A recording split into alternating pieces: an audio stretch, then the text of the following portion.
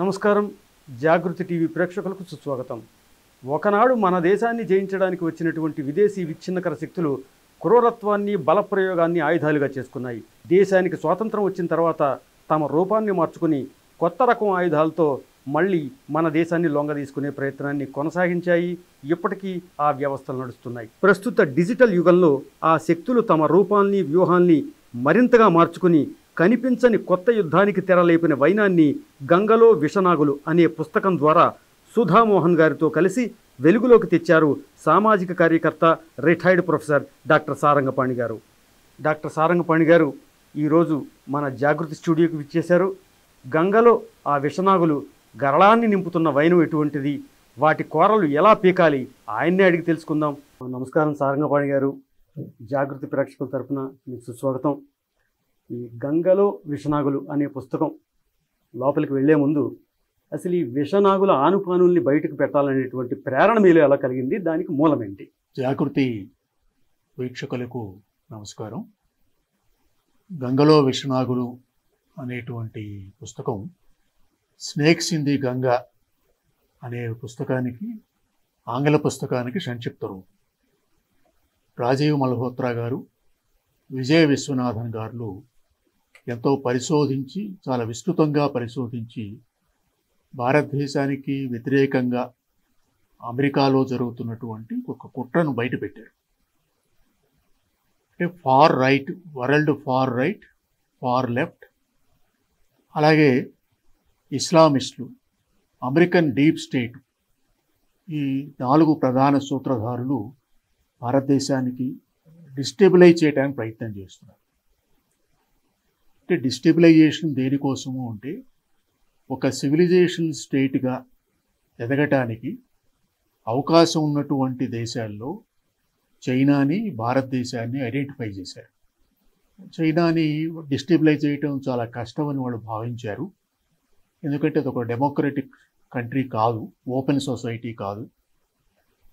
అందుకని చైనా జోలికి వెళ్లకుండా మన దేశపు జోలికి వచ్చారు. అంటే భారతదేశానికి ఉన్న పొటెన్షియల్, ఒక సివిలైజేషన్ స్టేట్గా ఎదగటానికి కావలసిన పొటెన్షియల్ ఉన్న దేశం కాబట్టి దీని యొక్క సివిలైజేషన్ ఫ్యాబ్రిక్ని దెబ్బతీయటం గురించి అక్కడ విస్తృతంగా కుట్ర జరుగుతున్నది. ఆ కుట్రలను వాళ్ళు పరిశోధించి ఒక పుస్తక రూపంలో తీసుకొచ్చారు. అది తెలుగు పాఠకులకు కూడా అందులో ఉన్నటువంటి సమాచారాన్ని అందించాలన్న ఉద్దేశంతో దీని గురించి పనిచేసి దీన్ని తీసుకురావడం జరిగింది.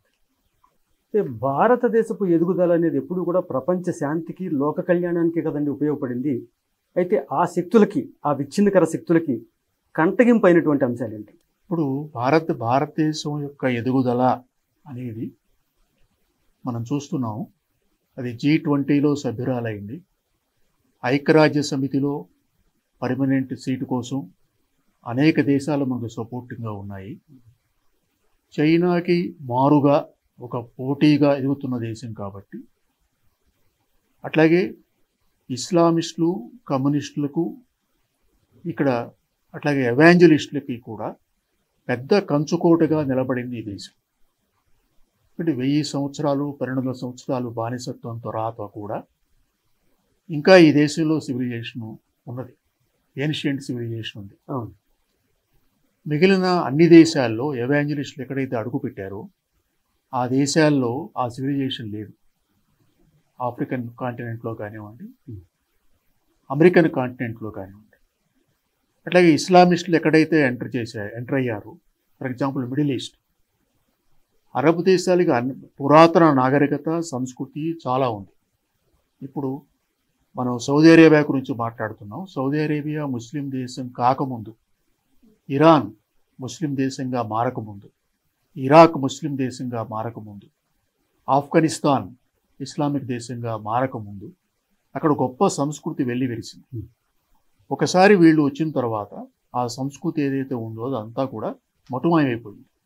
ఒక భారతదేశంలో మాత్రమే మనకు పురాతన సంస్కృతి తాలూకు ఛాయలు ఇంకా మిగిలి ఉండటం, దీన్ని ఎలాగైనా సరే దెబ్బ కొట్టాలి అంటే ఎవరికి వాళ్ళు పన్నాగం ఉంది. ఎవాంజలిస్టుల యొక్క పన్నాగం ఎవాంజలిస్టులది, ఇస్లామిస్టుల యొక్క పన్నాగం ఇస్లామిస్టులది. కాబట్టి వాళ్ళిద్దరూ చేతులు కలిపారు. శత్రువు మిత్రవుతారు కాబట్టి ఆ సూత్రం ప్రకారం మనం కామన్ టార్గెట్ అయింది. అది మెయిన్గా భారతదేశాన్ని ఎదుగుదల మీద, భారతదేశం యొక్క సమాజం యొక్క ఫ్యాబ్రిక్ని దెబ్బతీయటం మీద వాళ్ళ దృష్టి. ఈ విచ్ఛిన్నకర శక్తులు, విషనాగులు ఎవరైతే ఉన్నారో వాళ్ళు రకరకాల రూపాలను అనుసరిస్తూ మన మీద కుట్రలు పంపుతున్నారు. అయితే వాళ్ళ కుట్ర రూపాలు కాలాంతరంగా ఎలా మారుతూ వచ్చాయో కొంచెం వివరించండి. రాజీవ్ మల్హోత్రా గారు అరవింద నీలకంఠన్ గారితో కలిసి బ్రేకింగ్ ఇండియా 1 అనేటువంటి పుస్తకం రాశారు. బ్రేకింగ్ ఇండియా అని రాశారు, 1 కాదు, బ్రేకింగ్ ఇండియా అని రాశారు. ఆ బ్రేకింగ్ ఇండియాలో ఆనాడు ఆయన చెప్పినటువంటి విషయాలు చాలా ఆశ్చర్యకరంగా కనిపించాయి.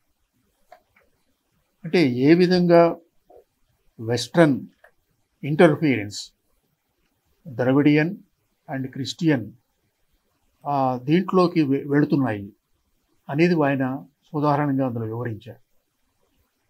అంటే అప్పుడు టార్గెట్ ఏమిటంటే సుమారు 10-12 సంవత్సరాల క్రితం టార్గెట్ ఎవరు అంటే నిరక్షరాస్యులు, గ్రామీణ పేదలు, అంతగా విజ్ఞానం లేనటువంటి వాళ్ళు. అంటే ఒక రకంగా సామాజికంగా, ఆర్థికంగా వెనుకబడిన వర్గాలను లక్ష్యంగా చేసుకొని వాళ్ళను బ్రెయిన్ వాష్ చేసి వాళ్ళని క్రిస్టియన్స్గా కన్వర్ట్ చేయటం అనేది లక్ష్యంగా జరిగింది. అట్లాగే దళిత fault line, Dravidian fault line ఏవైతే ఉన్నాయో వాటిని, ఆ శక్తిని రెచ్చగొట్టడం ద్వారా దళితుల్ని, అట్లాగే ద్రవిడియన్ ఫిలాసఫీని నమ్మినటువంటి వాళ్ళని రెచ్చగొట్టడం ద్వారా ఒక డిస్టెబిలైజేషన్ కోసం ప్రయత్నం చేశారు. ఆ ప్రయత్నాలు అలా జరుగుతుండగా ఇది ఇంకొక రకమైన కుట్ర. ఇది టార్గెట్ ఏమిటంటే ఎలైట్ సెక్షన్స్, అంటే చదువుకున్న వాళ్ళు, విశ్వవిద్యాలయాలు, తర్వాత హయ్యర్ జ్యుడిషియరీలో ఎవరైతే పనిచేస్తున్నారో వాళ్ళు, higher level of bureaucracy, politicians. అంటే ఇక్కడ లక్ష్యం వేరు.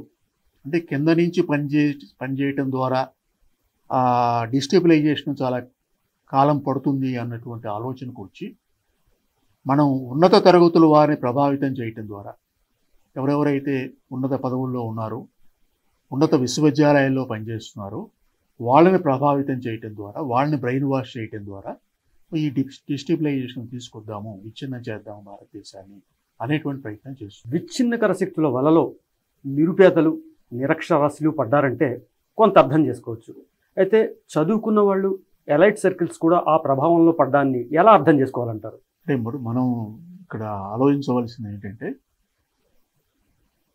భావదాస్యం నుంచి మనం బయటపడ్డామా లేదా?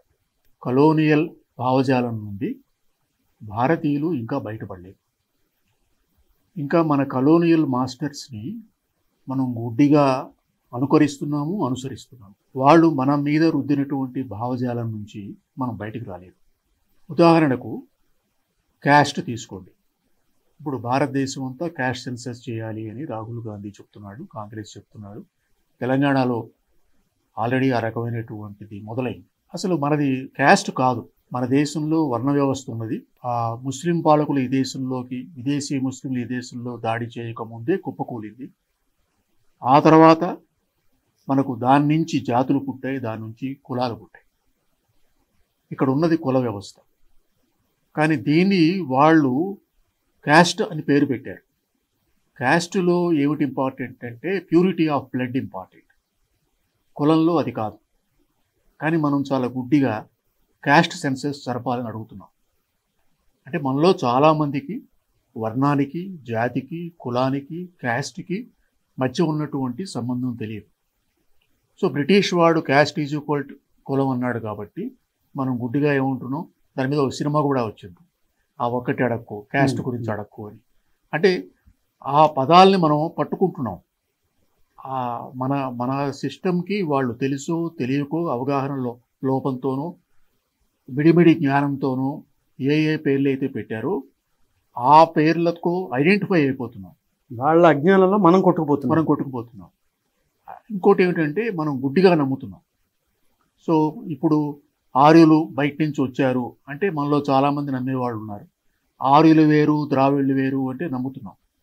అది ఒక మిషనరీ క్లాడ్వెల్ అనేవాడు దాన్ని పెట్టాడు. అందులో నిజానిజాలు తెలుసుకోకుండా ఆధునిక పరిశోధనా ఫలితాలు, ఆర్కియలాజికల్ పరిశోధనా ఫలితాలు, అదేవిధంగా డిఎన్ఏ పరిశోధన ఫలితాల గురించిన జెనెటికల్ అనాలిసిస్ గురించి మనం తెలుసుకోకుండా, అర్థం చేసుకోకుండా మన టెక్స్ట్ బుక్స్లో ఏది ఉందో పిల్లలకి ఏదైతే నూరిపోస్తున్నామో దాన్నంతా మనం నమ్ముతున్నాం. ఎందుకంటే ఇది ఒక Indian republic was brain washed republic ఇది. అందుకని ఈ రిపబ్లిక్లో ఎవరైతే చదువుకున్నారో, ఎవరైతే ఉన్నత పదవుల్లో ఉన్నారో వాళ్ళందరూ ఆ భావజాలంతోనే మన సమాజాన్ని చూస్తున్నారు. ఆ భావజాలంతోనే సామాజిక పరిణామాలను వాళ్ళు అర్థం చేసుకుంటున్నారు, అంచనా వేస్తున్నారు. కనుక విచ్ఛిన్నకర శక్తులకి తెలుసు భారతీయుల బలహీనత ఏమిటో, బలాలు ఏమిటో. ఎందుకంటే మనకంటే మన శత్రువు ఎప్పుడు తెలివిగానే ఆలోచిస్తూ ఉంటాడు కాబట్టి మన బలహీనత ఎక్కడ ఉంది అనేది వాళ్ళు గమనించి వాడు ఎలైట్ సెక్షన్స్ మీద ఫోకస్ చేశాడు. ఇప్పుడు ఈ మొత్తం సిద్ధాంతం, ఈ మొత్తం అంతా కూడా ఎలైట్ సెక్షన్ మీద ఫోకస్. ఈ క్రమంలో మీ పుస్తకంలో మీరు ఎక్స్ప్లెయిన్ చేశారు క్రిటికల్ రేస్ సిద్ధాంతం ఒకటి, క్రిటికల్ క్యాస్ట్ సిద్ధాంతం ఒకటి. దాని గురించి కొంచెం వివరాలు. క్రిటికల్ రేస్ థియరీ అనేది మనకు సంబంధించిన సిద్ధాంతం కాదు. అమెరికాలో జాత్యహంకారం అనాదిగా ఉంది. ఎందుకంటే వాళ్ళు ముఖ్యంగా ఆఫ్రికన్ దేశాల నుండి బానిసలను తీసుకొచ్చుకున్నారు. వాళ్ళ పిల్లలు అంటే 1600 సంవత్సరంలో మొదలైనటువంటి బానిసత్వం మొన్నటి వరకు కొనసాగింది. 20వ శతాబ్దం వరకు కొనసాగింది. అంటే కొన్ని తరాల పాటు అక్కడి నుంచి డిస్ప్లేస్ చేయబడ్డటువంటి వాళ్ళందరూ నల్ల జాతీయులందరూ అమెరికాలో ఉన్నారు. ఈ నల్ల జాతీయులకి తెల్ల జాతీయులందరూ ఒక జాతి కాదు, అందులో కూడా రకరకాల జాతులు ఉన్నాయి. కానీ కేవలం చర్మపు రంగు ఆధారంగా చేసుకొని శ్వేత జాతీయులు, వైట్స్ అన్నాం. అట్లాగే నల్ల జాతీయులందరూ ఒక జాతి కాదు, వాళ్ళల్లో కూడా రకరకాల జాతులు ఉన్నాయి. కానీ బైనరీగా ఏం చేశారు, వైటు బ్లాక్ అన్నారు. శ్వేత జాతీయులు, తర్వాత ఈ నల్ల జాతీయులు. ఈ శ్వేత జాతీయులకి నల్ల జాతీయులకి మధ్య ఘర్షణ ఎప్పటి నుంచో ఉంది. ఇక్కడ వాళ్ళ యొక్క సుపీరియారిటీ ఆఫ్ స్కిన్ కలర్ కారణంగా వీళ్ళు జాత్యహంకారంతో మొన్నటి వరకు శ్వేత జాతీయులు పనిచేస్తూనే ఉన్నారు. దక్షిణాఫ్రికాలో కూడా మొన్నటి వరకు అపార్థైడ్ కొనసాగి ఇప్పటికీ కొంతమంది మాట్లాడుతూనే ఉంటారు. రేస్ సూపర్మాసిస్ట్గా ఉన్నారు వాళ్ళు. సో రెండవ ప్రపంచ యుద్ధ సమయంలో జర్మనీ నుండి పారిపోయి వచ్చినటువంటి మార్క్సిస్ట్ థింకర్స్కి అమెరికా ఆశ్రయం ఇచ్చింది. వాళ్ళని ఫ్రాంక్ఫర్ట్ స్కూల్ ఆఫ్ మార్క్సిస్ట్ అంటారు. వాళ్ళు ఒక ఈ అమెరికన్ సొసైటీని చూసి అమెరికన్ సొసైటీలో అస్థిరత్వాన్ని క్రియేట్ చేయాలి అన్నట్లయితే అక్కడ క్లాస్ స్ట్రగుల్ రాదు కానీ ఈ బ్లాక్ వైట్స్ మధ్య కనుక మనం ఒక చిచ్చు కనుక ఆల్రెడీ ఉన్నటువంటి అంతరాలని కనుక మనం పెంచుకుంటూ పోతే అక్కడ అస్థిరత్వం వస్తుందన్న విషయాన్ని వాళ్ళు గమనించి వాళ్ళు ఒక థియరీ తయారు చేశారు. ఆ థియరీ పేరే క్రిటికల్ రేస్ థియరీ. అంటే మార్క్సిజం యొక్క కొత్త రూపం అది. కల్చరల్ మార్క్సిజం అని అనొచ్చు మనం దాన్ని. అందులో ఏంటంటే తెల్ల మగవాడు బై డిఫాల్ట్ జాత్యహంకారి. ప్రతి తెల్ల మగవాడు బై డిఫాల్ట్ జాత్యహంకారి. అది ఎలా గుర్తుంది అంటే మీరేమీ చేయకపోయినా, మీరు మీ జీవిత కాలంలో వర్ణ విద్వేషాన్ని ప్రకటించకపోయినా, జాతి వివక్షకు పాల్పడకపోయినా, మీరు కనుక మగవాడై తెల్ల జాతిలో కనుక పుడితే మీరేమవుతారు, ఈ థియరీ ప్రకారం మీరు జాత్యహంకారి అవుతారు. దీనికి ఆపోజిట్, మీరేమీ చేయకపోయినా మీరు నల్ల జాతీయుడైతే మీరు పర్మనెంట్గా పీడితుడి జాబితాలో చేరతారు. తెల్ల మగవాడేమో జాత్యహంకారి. తెల్ల ఆడది కాదు, తెల్ల మహిళ కాదు, మగవాడే. తెల్ల మగవాడు జాత్యహంకారి. All blacks, male and female, వీళ్ళందరూ కూడా పర్మనెంట్గా ఎక్స్ప్లాయిటెడ్ వర్గం, పీడక వర్గం. ఇది కాకుండా ఇంకే దీనికి రిలేటెడ్గా ఏమిటంటే ఇప్పుడు మనకు ప్రాథమిక హక్కులు ఉన్నాయి. భావ ప్రకటన స్వేచ్ఛ ఉంది.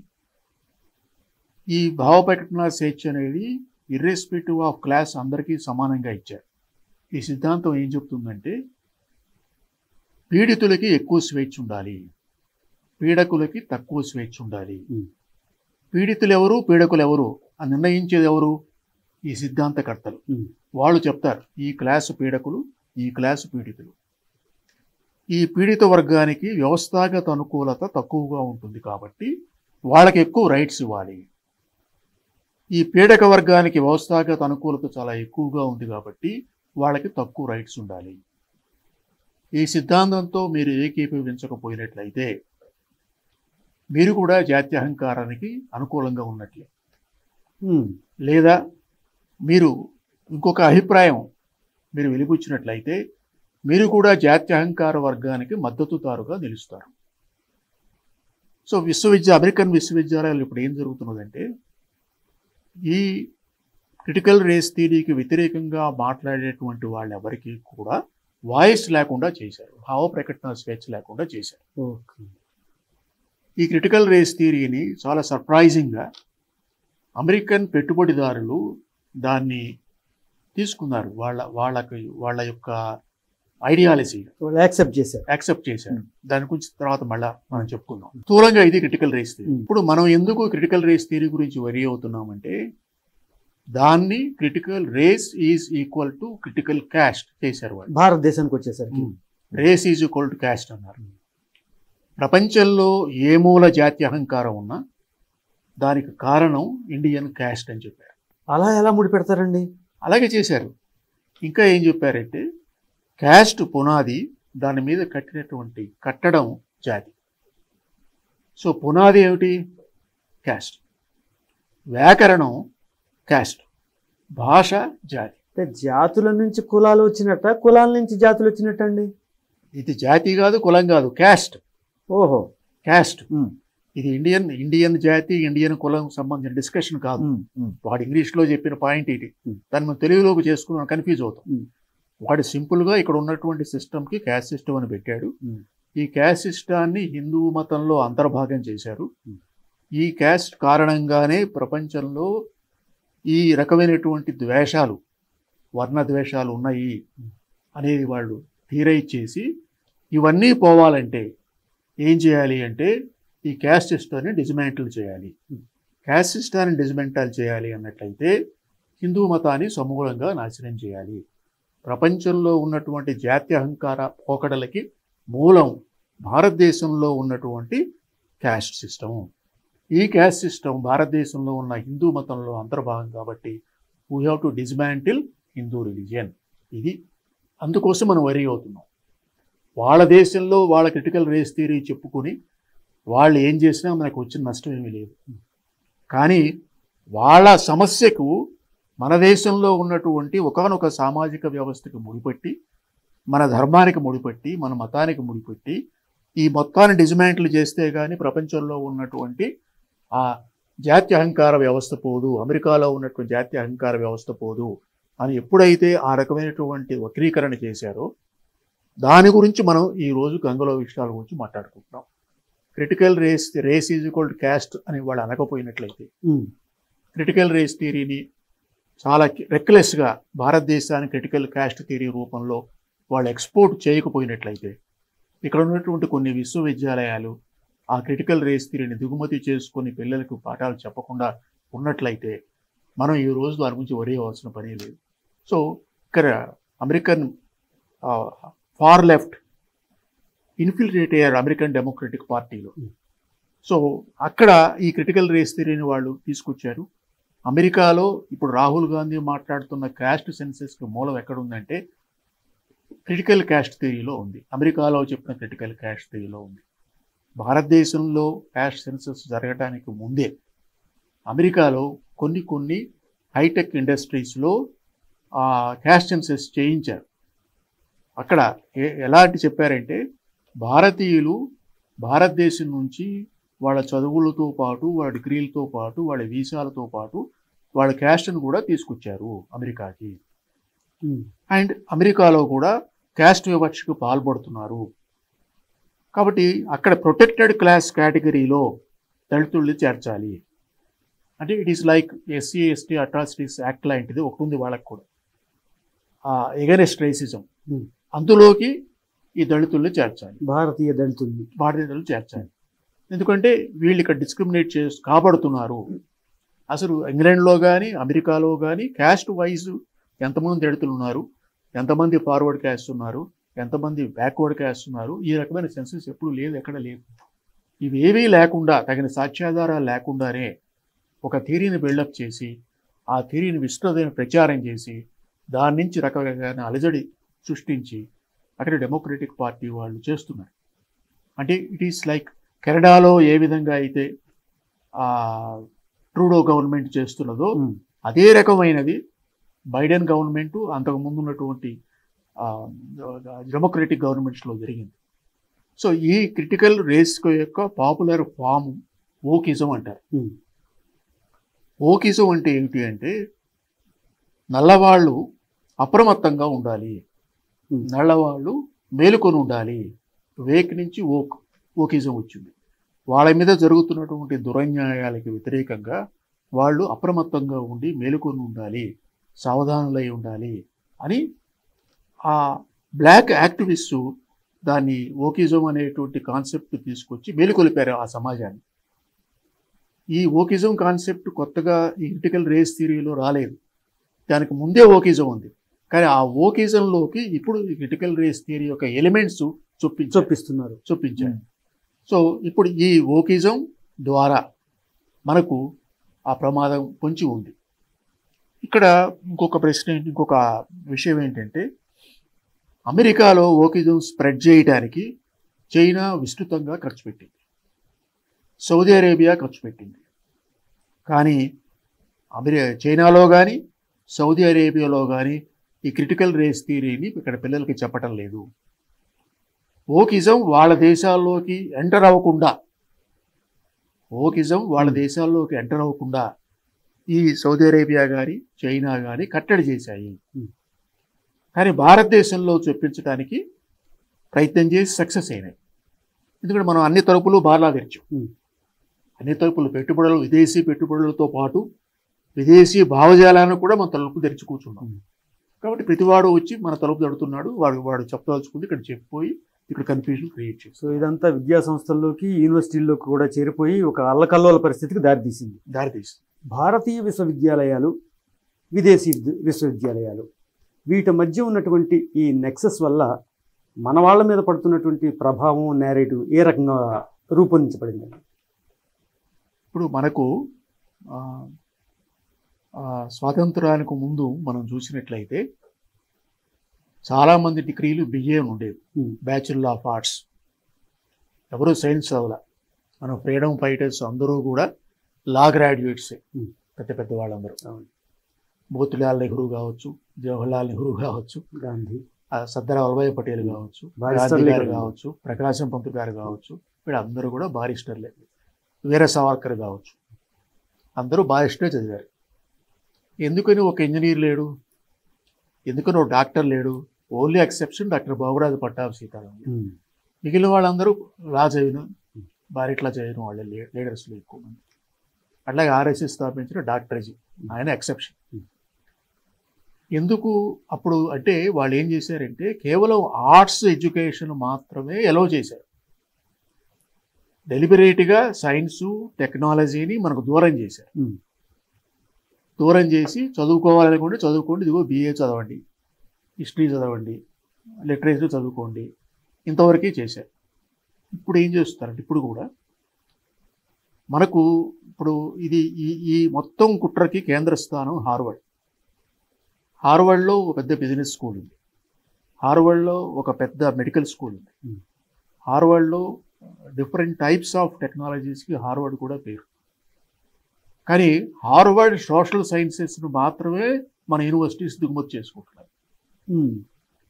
అంతేకాని వాళ్ళ యొక్క మేనేజరల్ ఎడ్యుకేషన్ని కానీ సైంటిఫిక్, టెక్నాలజికల్, మెడికల్ ఎడ్యుకేషన్ని కానీ మనం ఇక్కడ ఇంపోర్ట్ చేసుకోవట్లేదు, ఆ రకమైన స్కూల్స్ పెట్టట్లేదు.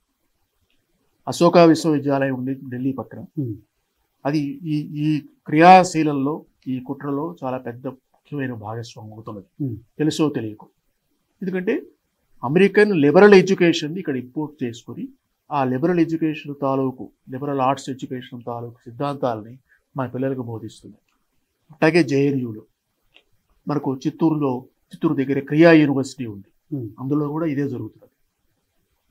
అంటే మీరు ఇండిస్క్రిమినేట్గా వాడు ఏం చెప్తున్నాడు, ఎందుకు చెప్తున్నాడు అనే విషయాన్ని గమనించకుండా అక్కడ ఏ ఏ సిద్ధాంతాలు అయితే డెవలప్ చేశారో అవి పక్షపాత రహితంగా తయారైనటువంటి సోషల్ సిద్ధాంతాలు అని అనుకొని వాటిని దిగుమతి చేసుకునే భావదాస్యంలో ఉంటాం కనుక మనకి ఈ రకమైన ప్రమాదం మన ముందు తడుతున్నది.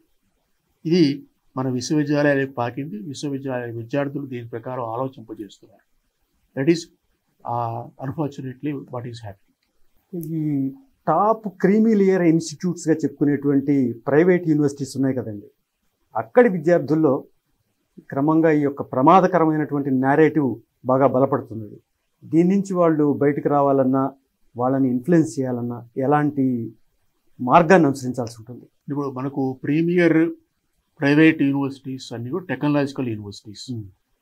అక్కడ మనం వాళ్ళకి ఏమీ చెప్పట్లే. మన చరిత్ర గురించి కానీ, సాహిత్యం గురించి కానీ, సంస్కృతి గురించి కానీ ఇంజనీరింగ్ గ్రాడ్యుయేట్స్కి ఏమీ తెలియదు. కోర్ సబ్జెక్ట్ ఇంకేమీ ఇంకేమీ లేదు.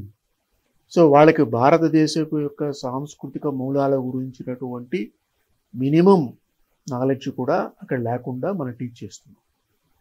ఇది ఒక ఎత్తు. అయితే ప్రైవేట్ యూనివర్సిటీస్, జనరల్ ఎడ్యుకేషన్ ఇస్తున్న ప్రైవేట్ యూనివర్సిటీస్ చాలా ఉన్నాయి.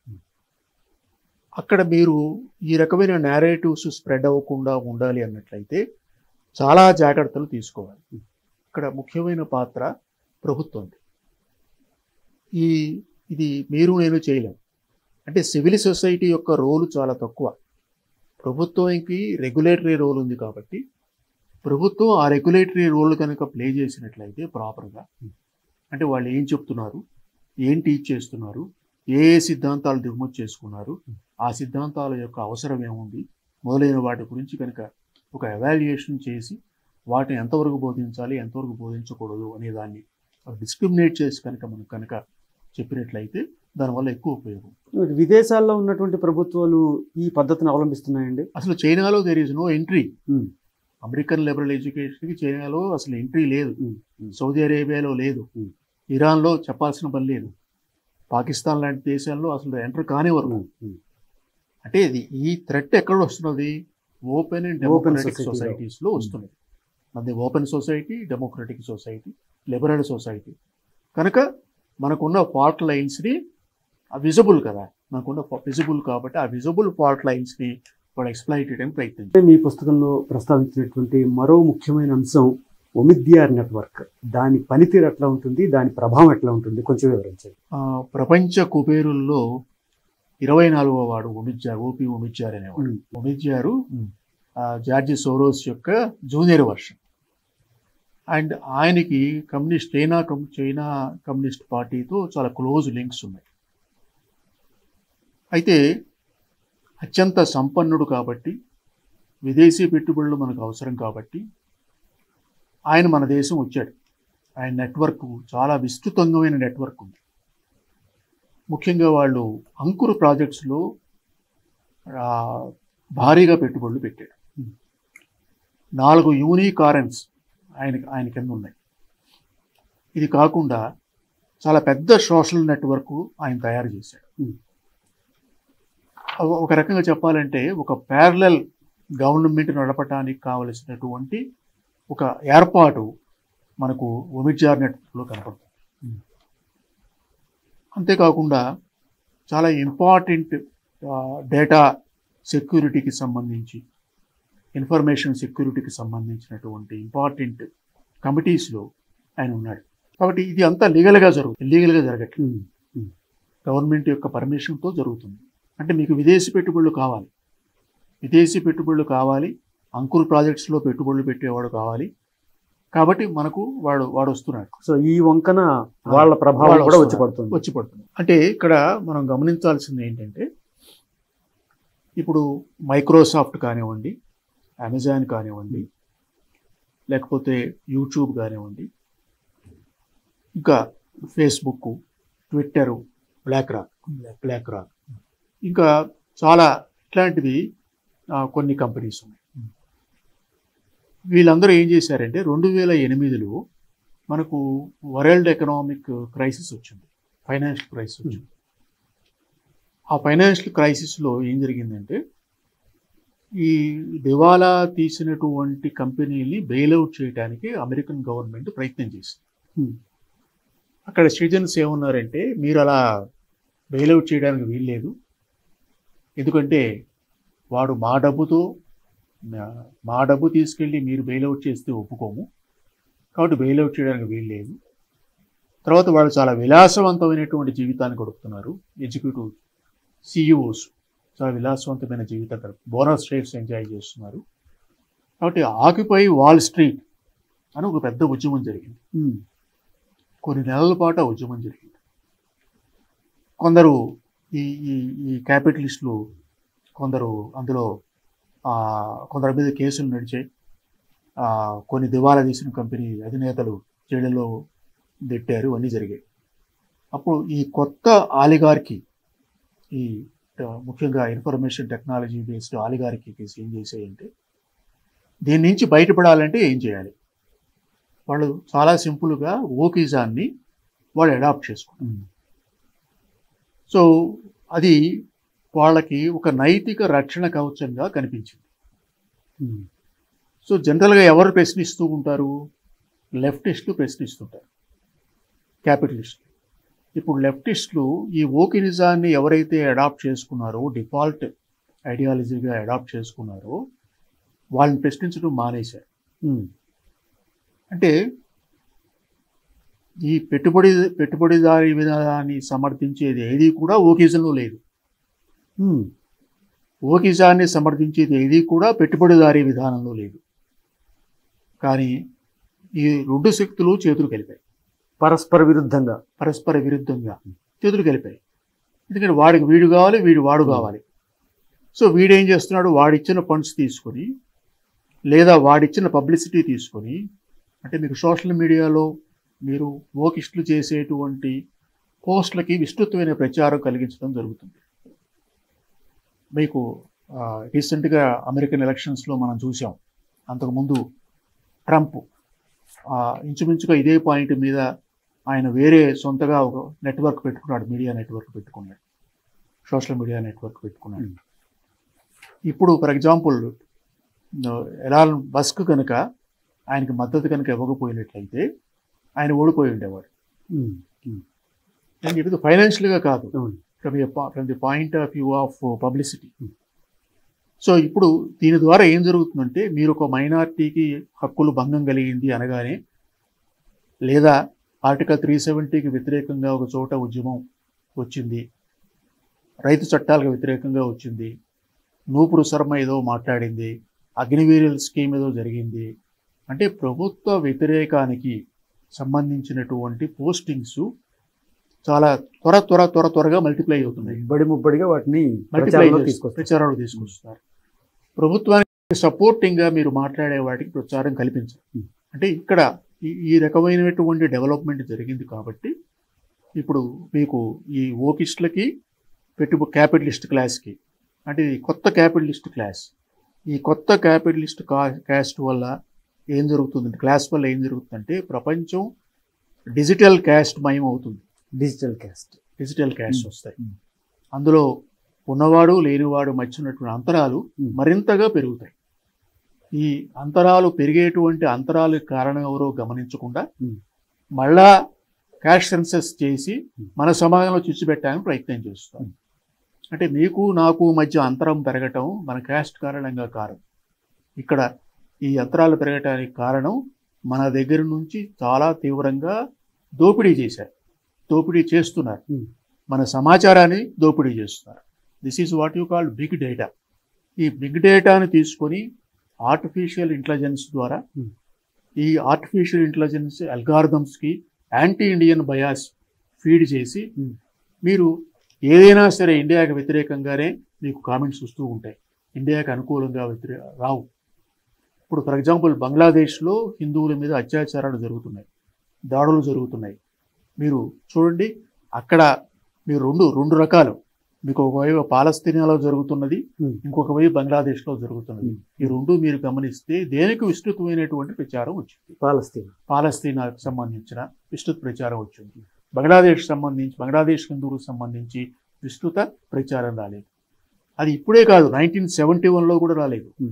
1917లో 71లో 30 లక్షల మంది హిందువుల్ని ఊచకోత కోశారు. 30 లక్షల మంది హిందువుల్ని బంగ్లాదేశ్లో ఊచకోత కోశారు ఇస్లామిస్టులు, పాకిస్తాన్ సైన్యం అన్న విషయాన్ని మనం విస్తృతంగా మనం మెయిన్ మీడియాలో ఎప్పుడూ చర్చకి రాలేదు, చర్చకి పెట్టలేదు. సో ఆ బయాసు ఏదైతే ఉందో, నేషనల్ థింగ్స్కి సంబంధించినటువంటి బయాస్ ఏదైతే ఉందో అది చాలా ప్రమాదకర ధోరణికి అప్పటి నుంచి ఇప్పటి వరకు అదే కొనసాగుతూ వచ్చింది. సో ఇది వాళ్ళు చేయగలుగుతున్నారు because of their technological power, because of their money power, and in order to safeguard their own interest. But కానీ వీళ్ళు చైనా గురించి ఏమి మాట్లాడరు, చైనాలో మానవ హక్కుల ఉల్లంఘన గురించి మాట్లాడరు, సౌదీ అరేబియాలో మత స్వేచ్ఛ లేకపోవటం గురించి మాట్లాడరు, ఇరాన్లో మత స్వేచ్ఛ లేకపోవటం గురించి మాట్లాడరు, ఇరాక్లో మత స్వేచ్ఛ లేకపోవటం గురించి మాట్లాడరు, పాకిస్తాన్లో మత స్వేచ్ఛ లేకపోవటం గురించి మాట్లాడరు. ఎందుకు మాట్లాడరు? ఎందుకు బంగ్లాదేశ్ హిందువుల గురించి ఎందుకు మాట్లాడరు? పాకిస్తాన్లో హిందువుల గురించి ఎందుకు మాట్లాడరు? ఎందుకు మలేషియాలో హిందువుల మీద జరుగుతున్న దాడుల గురించి ఎందుకు మాట్లాడరు? కెనడాలో జరుగుతున్న దాడుల గురించి ఎందుకు మాట్లాడరు? అంటే హిందువులు ఇదే కొన్ని వర్గాల మీద జరిగితే ఇమీడియట్గా హయ్యర్ ఫోకస్ వస్తుంది. So this kind of thing is leading to a kind of social confusion. అది వీళ్ళు చేయగలుగుతున్నారు because of their oligopolistic control over media, over technology and over capital. కేవలం మనీ పవర్ అని అంటారా? మొత్తం మూడు: oligopolistic control over technology, data, then capital. వీటన్నిటి మీద వాళ్ళ కంట్రోల్ ఉంది. And they are able to influence the policies of the government. That is the whole problem here. ఇలాంటి ఒక క్రిటికల్ సిచ్యువేషన్ తలెత్తినప్పుడు మనవంతుగా మనం చేయాల్సినటువంటి వ్యూహాలు ఏంటి? వాటిని ఎట్లా అడ్డుకోవాల్సి ఉంటుందండి? చాలా ముఖ్యమైనది ఈ సమాచారాన్ని చేరవేయడం. ఇప్పుడు ఈ పుస్తకంలో చెప్పినటువంటి అంశాలు ఏవైతే ఉన్నాయో, విషయాలు ఏవైతే ఉన్నాయో, వాటి మీద విస్తృతమైనటువంటి చర్చ జరగాలి. దురదృష్టవశాత్తు జరగడం లేదు. ఈ పుస్తకం ఇంగ్లీష్ పుస్తకం వచ్చి 2 ఏళ్ళు అయింది. తెలుగు పుస్తకం లాస్ట్ ఇయర్ వచ్చింది, ఇప్పుడు మళ్ళీ రీప్రింట్ అయింది. కానీ తెలుగు పుస్తకం మీద కానీ ఇంగ్లీష్ పుస్తకం మీద కానీ ఇందులో ఈ పుస్తకాల్లో ఉన్నటువంటి అంశాల మీద జరగవలసిన రీతిలో చర్చ జరగట్లేదు. ఇందులో క్రిటికల్ రేస్ థియరీ గురించి చర్చించవచ్చు, ఓకేజం గురించి చర్చించవచ్చు, క్రిటికల్ క్యాస్ట్ థియరీ గురించి చర్చించవచ్చు, డిజిటల్ క్యాస్ట్ సిస్టమ్ గురించి చర్చించవచ్చు, హార్వర్డ్ యూనివర్సిటీ ఏ విధంగా మీడియాని కంట్రోల్ చేస్తుందో చర్చించవచ్చు, భారతదేశ సామాజిక చరిత్ర గురించి ఇందులో ఒక చాప్టర్ ఉంది, దాని గురించి చర్చించవచ్చు, వరల్డ్ ఎకనామిక్ ఫోరం యొక్క యాక్టివిటీస్ గురించి చర్చించవచ్చు, బ్రేకింగ్ ఇండియా 1 ఫోర్సెస్కి బ్రేకింగ్ ఇండియా 2 ఫోర్సెస్కి మధ్యలో ఉన్నటువంటి తేడాలు ఏమిటి, వాటి యొక్క స్కోప్ గురించి, పనితీరు గురించి చర్చించవచ్చు. కానీ ఇవి ఏవి కూడా జరగట్లేదు. విశ్వవిద్యాలయాల స్థాయిలో కానీ, సమాజ స్థాయిలో కానీ, హిందూ సంస్థలు కానీ తీసుకోవలసినంత సీరియస్గా ఈ అంశాలను తీసుకోకపోవటం వల్ల మనకు ఎప్పట్లాగానే ఉదాసీనంగా ఉన్నాం. ఏమి జరగదు అని. కానీ జరుగుతున్నది. చాప కింద నీరులా ఈ భావజాలం విస్తరిస్తున్నది. ఈ భావజాలం చాలా ప్రమాదకరమైనటువంటి భావజాలం. ఇది మన సమాజాన్ని తప్పకుండా విచ్ఛిన్నకరం చేస్తుంది. మనం అప్రమత్తంగా లేకపోయినట్లయితే, మనం దీని గురించి తెలుసుకోకపోయినట్లయితే, చర్చించకపోయినట్లయితే, అవగాహన లేకపోయినట్లయితే మనంతట మనమే మన కళ్ళు మనం పొడుచుకున్న వాళ్ళం. ఇప్పుడు అవతలి శక్తులు ఒక ఏఐ టూల్స్ సాయంతో కావచ్చు, ఇతరత్ర మనీ పవర్ సాయంతో కావచ్చు, ఇంకా ఇప్పుడు వచ్చినటువంటి డిజిటల్ వ్యవస్థ సాయంతో కావచ్చు, వాళ్ళకు సంబంధించినటువంటి ఇన్ఫర్మేషన్ని చిలవల పలవలుగా ప్రచారంలోకి రావడానికి విస్తృతమైన వనరులు ఏర్పాటు చేసుకున్నారు. ఇటువైపు అట్లాంటివి లేని పరిస్థితుల్లో ఎలా ముందుకెళ్లాల్సి ఉంటుందండి? సమాచారమే ఆయుధం. మీరు ఇన్ఫర్మేషన్ అంతా ఇచ్చారు, ఇన్ఫర్మేషన్ సమాచారమే ఆయుధం, అంతే కదా. ఆ సమాచారాన్ని మీరు తీసుకువెళ్ళవలసిన వర్గాలకి తీసుకెళ్ళాలి. మీరు ఎడ్యుకేట్ చేయాలి. వివిధ వర్గాల్ని మీరు ఎడ్యుకేట్ చేయాలి. ఎడ్యుకేట్ చేయకపోతే ఎలా తెలుస్తుంది? సమాచారమే ఆయుధమైనప్పుడు ఆ సమాచారం కొత్త సమాచారం మనకు వచ్చింది, కొత్త కుతంత్రం మనకు తెలిసింది, కొత్త వ్యూహాలు తెలిసాయి, మన శత్రువుల యొక్క ఎత్తుగడలు బయట పెట్టారు. ఆ ఎత్తుగడల్ని మనం తీసుకెళ్ళి మన రూలింగ్ క్లాస్కి చెప్పాలి, యూనివర్సిటీలో ఉన్న అధ్యాపకులకు చెప్పాలి, విద్యార్థులకు చెప్పాలి. ఈ రకమైన గట్టి ప్రయత్నం చేయకపోయినట్లయితే చాలా ప్రమాదం. ఎందుకంటే అవతల వైపు మనం రాజకీయాలు మాట్లాడకూడదు, కానీ కాంగ్రెస్ పార్టీ ఓకిజాన్నే స్ప్రెడ్ చేస్తుంది. కాంగ్రెస్ పార్టీ బై డిఫాల్ట్ ఓకిజాన్ని దత్తత తీసుకుంది. ఇప్పుడు రాహుల్ గాంధీ మాట్లాడుతున్నదంతా కూడా ఓకిజమే. కాబట్టి ఆ ట్రాప్లోకి తీసుకెళ్ళిపోతున్నారు జనాన్ని. అంటే నిజమైనటువంటి శత్రువు ఎవరు అనేది చూడటం లేదు. అంతరాలు పెరగటానికి కారణం ఎవరు, అంతరాలు ఎందుకు పెరుగుతున్నాయి, ఆర్థిక అసమానతలు ఎందుకు పెరుగుతున్నాయి, నిరుద్యోగం ఎందుకు పెరుగుతున్నది, ఎందుకు సామాజిక భద్రత కరువు అవుతున్నది, ఈ అంశాలకు ఉన్నటువంటి ఆ లోతైనటువంటి విశ్లేషణ చేయకుండా ఇది కేవలం మన క్యాస్ట్ కారణంగానే ఇలా జరిగింది అనేటువంటి ఒక ఇంప్రెషన్ కలగజేస్తున్నారు. ఎగ్జాక్ట్గా 200 సంవత్సరాల క్రితం బ్రిటిష్ వాడు పరిపాలించినప్పుడు కూడా ఇదే చేశాడు. ఇక్కడ ఉన్నటువంటి వనరులన్నీ దోపిడీ చేసుకుని వాడు వెళ్ళిపోతూ వెలతనంతా డ్రైన్ చేస్తూ వాడు ఏం చెప్పాడంటే, నేను మిమ్మల్ని సేవ్ చేయడానికి వచ్చాను, ఇది వైట్ మ్యాన్స్ బర్డెను, మీ సంస్కృతి బాగలేదు, మీ రిలీజియన్ బాగలేదు, మీ సోషల్ సిస్టమ్ బాగలేదు, ఇవి మీకు మీ పావర్టీకి కారణం, మీ అజ్ఞానానికి కారణం, మీ ఇల్లిటరసీకి కారణం, మీ అసమానతలకు కారణం అని వాడు చెప్పాడు. ఎగ్జాక్ట్గా మళ్ళా ఎన్ని సంవత్సరాల ప్రోగ్రెస్ తర్వాత మళ్ళీ అవే రకమైనటువంటి డైలాగులు మనం వినబోతున్నాం. అంటే దోచుకెళ్ళిపోతున్న దొంగ చెప్పిన నీతుల్ని వంట పట్టించుకున్నటువంటి పరిస్థితి ఇప్పుడు కూడా అంతే సేమ్. ఇక్కడి నుంచి తీసుకెళ్ళిన మూలధనంతోనే అక్కడ వాడు అభివృద్ధి చెందారు. అభివృద్ధి చెంది ఇంకా ఇప్పుడు తలకాయ కొంచెం పైకెత్తుతున్నాం, స్వావలంబన దిశగా భారతదేశం ప్రయత్నం చేస్తున్నది. కాబట్టి ఇది వాళ్ళు సహించలేకపోతున్నారు. కాబట్టి దీన్ని దెబ్బ కొట్టాలంటే ఏం చేయాలంటే మళ్ళీ అగైన్ పాత కాలపు భావజాలాన్ని కొత్తగా ప్యాక్ చేసి తీసుకొచ్చి కొత్త సిద్ధాంతాల రూపంలో మనకి ఇస్తున్నారు. దాన్ని మనం తీసుకుంటున్నాం, స్ప్రెడ్ చేస్తున్నాం. అండ్ మెయిన్ స్ట్రీమ్ మీడియా చాలా ప్రమాదకరమైనటువంటి ధోరణిని అవలంబిస్తుంది. అది చాలా ప్రమాదకరం. ఎందుకంటే అలాంటి ధోరణి అంటే వాస్తవాలు ప్రజలకు తెలియనివ్వకుండా చేస్తున్నది. సో ఇక్కడ ఇది ఒక క్యాపిటలిస్ట్ ఆడుతున్నటువంటి నాటకం. ప్రపంచ ఆర్థిక వేదికలో ఎవరైతే భాగస్వాములై ఉన్నారో ఆ భాగస్వామ్య పెట్టుబడిదారులు ఆడుతున్నటువంటి ఒక పెద్ద నాటకంలో ఈ థియరీలన్నీ బయటకు వస్తున్నాయి. ఈ థియరీలన్నీ స్ప్రెడ్ చేస్తున్నారు. దీన్ని మనం అర్థం చేసుకోకపోతే చాలా ప్రమాదకరమైన స్థితిలోకి మన దేశం ఎట్టివేయబడుతుంది. ఈ క్యాపిటలిస్టులు ఆర్థిక అసమానతలు అనే పాయింట్ దగ్గరికి వచ్చేసరికి మనం ఈ దావోస్ ఎకనామిక్ ఫోరం గురించి కూడా ఒకసారి ప్రస్తావించుకోవాల్సినటువంటి అవసరం కనిపిస్తుందండి. ఎందుకంటే ఇక్కడ ఈ గ్లోబల్ ఎకనామిక్ నేరేటివ్ అనేది ఒకటి మన నెత్తి మీద రుద్దుతున్నారు. అది ఎలా తయారవుతుంది, దాని ప్రభావం ఎలా ఉంది? వరల్డ్ ఎకనామిక్ ఫోరం ప్రతి సంవత్సరం దావోస్లో ఒక సభ జరుగుతుంది. సంపన్నులు, కుబేరులు, పెద్ద పెద్ద పారిశ్రామికవేత్తలు దానికి హాజరవుతుంటారు. దానితో పాటుగా ఆ ప్రసిద్ధి చెందినటువంటి కళాకారులను కూడా వాళ్ళు పిలుస్తారు. సామాజిక కార్యకర్తలు కూడా వాళ్ళు పిలుస్తూ ఉంటారు.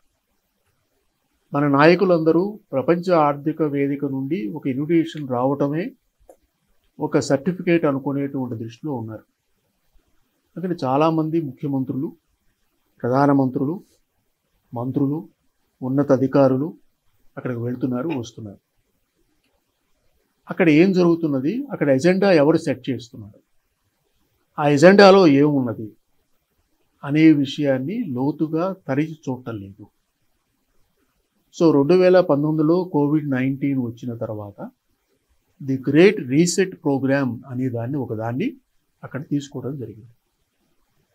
ఆ గ్రేట్ రీసెట్ ప్రోగ్రామ్ ఏం చెప్తుంది, దాని కంటెంట్స్ ఏమిటి, దాని యొక్క ఇంప్లికేషన్స్ ఏమిటి, దాని యొక్క స్కోప్ ఏమిటి అనేటువంటి అంశాల గురించినటువంటి ఆలోచన చేయకుండా వాడెవడో పిలిచాడు, మనం పోతున్నాం, అక్కడికి వెళ్ళాం, వెళ్ళేటప్పుడు వీడుకోలు, వచ్చేటప్పుడు స్వాగతంతో సరిపోతుంది. అంటే ఈ వరల్డ్ ఎకనామిక్ ఫోరం అది ఒక ప్రైవేట్ ఆర్గనైజేషన్. అది ఐక్యరాజ్య సమితి లాంటిది కాదు. అదొక ప్రైవేట్ ఆర్గనైజేషన్. దానికి నేతృత్వం వహించేదండి నేతృత్వం వహించి ఉన్నారు. సో ఇక్కడ ఇప్పుడు నేను చెప్పిన ఓమిడ్జార్ లాంటి వాళ్ళు వీళ్ళందరూ అందులో భాగస్వాములే. సో వాళ్ళు అక్కడ చేస్తున్నటువంటి ప్రణాళికలు కానీ ఎజెండాలు కానీ చాలా చాలా ప్రమాదకరమైనవి. అంటే దాని గురించి ప్రత్యేకంగా మాట్లాడాలి. వరల్డ్ ఎకనామిక్ ఫోరం డిజైన్స్, వాళ్ళు చెప్తున్న రీసెట్ ప్రోగ్రామ్, సపరేట్ వ్యవస్థ చాలా చాలా విస్తృతమైనటువంటిది. సో మనం ఇక్కడ చెప్పుకోవాల్సింది ఏంటంటే వాళ్ళ ఎజెండా సమాజ భద్రతకు కానీ లేదా సామాజిక అంతరాలను తగ్గించడానికి కానీ ఆర్థిక అసమానతలను తగ్గించడానికి కానీ ఏమాత్రము ఉపయోగపడదు అనే ఒక్క విషయాన్ని మనం తెలుసుకుంటే చాలు. చాలా పెద్ద వల నుంచి బయటపడిన వాళ్ళం అవుతాం. అలాగే మీ పుస్తకంలో మీరు ప్రస్తావించినటువంటి మరో ముఖ్యమైనటువంటి అంశం సౌదీల అమెరికన్ల భారత కుబేరుల అపవిత్ర కూటమి అనేది. ఇది అసలు ఫ్రేజ్ వినడానికే చాలా భయంకరంగా ఉంది. సౌదీ అరేబియా చాలా యాక్టివ్ రోల్ ప్లే చేస్తుంది. ఎలాంటి రోల్ ప్లే చేస్తుందంటే మదరసాలు వ్యాప్తి చేయటం, మదరసాల సంఖ్య పెంచడం, మసీదులకు కావాల్సిన నిర్మాణం ఇవ్వటం, ఇస్లామిస్టులకు ఫండింగ్ చేయటం, ఇది ఒకటి జరుగుతున్నది. రెండవ సైడు ఓకిజాన్ని ఎక్స్పోర్ట్ చేయటంలో మేజర్ రోల్ ప్లే చేస్తుంది. ఇప్పుడు అమెరికాకి సౌదీ అరేబియాకి స్నేహ సంబంధాలు చాలా బలంగా ఉన్నాయి. అమెరికన్ యూనివర్సిటీస్కు, అమెరికాలో ఉన్న యూనివర్సిటీస్లో చాలా వరకు ప్రైవేట్ యూనివర్సిటీస్. ఆ ప్రైవేట్ యూనివర్సిటీస్కి కావలసిన ఫండింగ్ చైనా నుంచి వస్తున్నది, సౌదీ అరేబియా నుంచి వస్తున్నది. అమెరికాలో ఉన్న పెద్ద పెద్ద విశ్వవిద్యాలయాలు, ముఖ్యంగా హార్వర్డ్ లాంటి విశ్వవిద్యాలయాల్లో భారతదేశపు కుబేరులు, సంపన్నులు, కార్పొరేట్ ప్రముఖులు వాళ్ళ కుటుంబాల పేరుత కొన్ని విభాగాలని అక్కడ నెలకొల్పారు. కొన్ని బిజినెస్ స్కూల్స్కి వాళ్ళు పేరు పెట్టారు, కొంత సోషల్ సైన్సెస్కి వాళ్ళు పేర్లు పెట్టారు. అంటే మన వాళ్ళు పెద్దగా ఆలోచించకుండానే మన కుటుంబం పేరు అందరికీ తెలుస్తుంది, ప్రపంచం అంతా తెలుస్తుంది అని చాలా వదాన్యతతో చాలా విరాళాలు ఇస్తున్నారు. గొప్ప పని చేస్తున్నాం. ఇక్కడ ఎలాంటి పరిశోధనలు చేస్తున్నారు, ఎందుకోసం చేస్తున్నారు, ఎవరికి అది ప్రయోజనం కలిగిస్తుంది ఆ పరిశోధనలు అనేవి వాళ్ళు ఆలోచించట్లేదు. అండ్ మన వాళ్ళు ఇస్తున్న నిధులు మొత్తం కూడా సోషల్ సైన్స్ రీసెర్చ్గా ఉపయోగిస్తున్నారు. టెక్నాలజికల్ ప్రోగ్రెస్గా కానీ మెడికల్ ఎడ్యుకేషన్లో ప్రోగ్రెస్గా కానీ మన యొక్క ఫండ్స్ ఉపయోగపట్టలేదు. మన నిధులతో, అక్కడ ఉన్నటువంటి మన మేధావులతో మనకు వ్యతిరేకమైన సిద్ధాంతాల రూపకల్పనకి ప్రయత్నం చేస్తున్నటువంటి చైనా, సౌదీ అరేబియా, అమెరికాలతో మన భారతదేశపు సంపన్నులు కుట్రలు చేయించుకుంటున్నారు. తెలియకుండా అమాయకత్వంతోనూ అజ్ఞానంతోనూ లేకపోతే పెద్దగా ఆలోచించకుండానో వాళ్ళు చేస్తున్నారు. ఇప్పుడు అంత పెద్ద బిజినెస్ కాంగ్లోమరేట్స్ని నడిపేటువంటి ఈ వ్యక్తులు ప్రతి విషయాన్ని క్షుణ్ణంగా చూసుకుంటారు కదా. ఏం జరుగుతుంది, నా కంపెనీలో ఏం జరుగుతుంది, ఎక్కడ లాభం వచ్చింది, ఎక్కడ నష్టం వచ్చింది ఏంటి అనేది. అటువంటి వాళ్ళకి ఈ విషయాలు పట్టకపోవడం చాలా విస్మయకరంగానూ ఆశ్చర్యకరంగానే ఉందండి. అలాగే ఉంటుంది, కరెక్ట్. అది నేను కూడా మొట్టమొదటి చదివినప్పుడు పుస్తకం అలాగే అనిపించింది. గాడ్రేజ్ వాడికి ఆ మాత్రం తెలియదా, ఇన్ఫోసిస్కి తెలియదా, టాటా వాడికి తెలియదా, లక్ష్మీ మెట్లకి తెలియదా అని అనిపించింది నాకు కూడా. బట్ లోపలికి వెళ్ళి మనం చూస్తూ ఉంటే ఏం జరిగిందో మనకు తెలుస్తుంది. సో అందులో ఆ విభాగాలను ఎవరు హెడ్ చేస్తున్నారు, అక్కడ ఎలాంటి పరిశోధనలు జరుగుతున్నాయి, ఇవన్నీ కూడా చాలా విస్తృతంగా ఆ పుస్తకంలో పేర్కొనడం జరిగింది. చాలా విస్తృత స్థాయిలో ఒక రకంగా చెప్పాలంటే దీన్ని కట్టడి చేయడం అనేది చాలా కష్టతరంగా మారిపోయినటువంటి పరిస్థితులు కనిపిస్తున్నాయి. ఇలాంటప్పుడు ఏ స్థాయిల్లో మన ప్రజల్ని అప్రమత్తం చేయాల్సి ఉంటుంది, మన యువతరాన్ని కానీ, అంటే హై స్కూల్ స్థాయిలోనా, కాలేజీల స్థాయిలోనా, ఎక్కడ దీనికి మనం బ్రేక్ వేయాల్సి ఉంటుంది? అంటే ఇందులో తల్లిదండ్రుల పాత్ర, దాన్ని కూడా మనం కొంచెం నిర్వచించుకోవాల్సిన అవసరం ఉందండి. అంటే ఇది బేసిక్గా ఇవన్నీ ఉన్నత వర్గాలకు సంబంధించిన సిద్ధాంతాలు. ఎలైట్ వర్గాన్ని గందరగోళం పరచడానికి, అంటే రేపు వీళ్ళు ఎలైట్ వర్గంలోకి వెళ్తారు కదండి, ఈరోజు చిన్న స్థాయిలో ఉన్నప్పటికీ. ఇవి ఇంకా మన కాలేజీ స్థాయిలకి పెర్కులేట్ కాలేదు, ఎలైట్ యూనివర్సిటీ స్థాయిలోనే ఉన్నాయి, ఎలైట్ వర్గాలకే పరిమితమై ఉంది. కాబట్టి మీరు చేయాల్సింది ఏమిటి అంటే ఎగైన్ అండ్ ఎగైన్ ఈ సమాచారాన్ని విస్తృతంగా సమాజంలో అన్ని మూలాలకి మనం తీసుకెళ్ళగలం. అక్కడ ఎలా జరుగుతుందన్న విషయం ఇక్కడ ఉన్న మనకు తెలిసింది కాబట్టి విస్తృతంగా దీని మీద ప్రచారం జరగాలి, చర్చ జరగాలి. ఈ చెప్పే విషయాలని నిజమా కాదా అనే పరిశోధన కూడా జరగాలి. అంతే కదా. రాజీవ్ మల్హోత్రా గారు చెప్పారు కాబట్టి ఒక పుస్తక రూపంలో తీసుకొచ్చారు కాబట్టి నమ్మవలసిన పని లేదు. ఇందులో ఉన్నవి చూసి ఇది నిజమా కాదా, దీనివల్ల భారతదేశానికి ప్రమాదకరమా కాదా, ఇది భారతదేశం ఎదగకుండా చేసేటువంటి కుట్రా కాదా అనే విషయాన్ని కూడా స్వతంత్రంగా పరిశోధించి చేయాలి. ఇది చర్చ కోసం పెట్టినటువంటిది ఒక అద్భుతమైనటువంటి పరిశోధాత్మక గ్రంథం. కత్తి గొప్పదా కలం గొప్పదా అంటే ఒకప్పుడు కత్తి గొప్పదే కావచ్చు, కానీ ఇప్పుడు కలం మేధోపరమైనటువంటి ఆయుధాలను ఉపయోగించి మన దేశాన్ని విచ్ఛిన్నం చేసేటువంటి కుట్రల గురించి మీరు సమగ్రంగా వివరించారు. ధన్యవాదాలు. నమస్తే. మరో సందర్భంలో మళ్ళీ కలుసుకుందాం.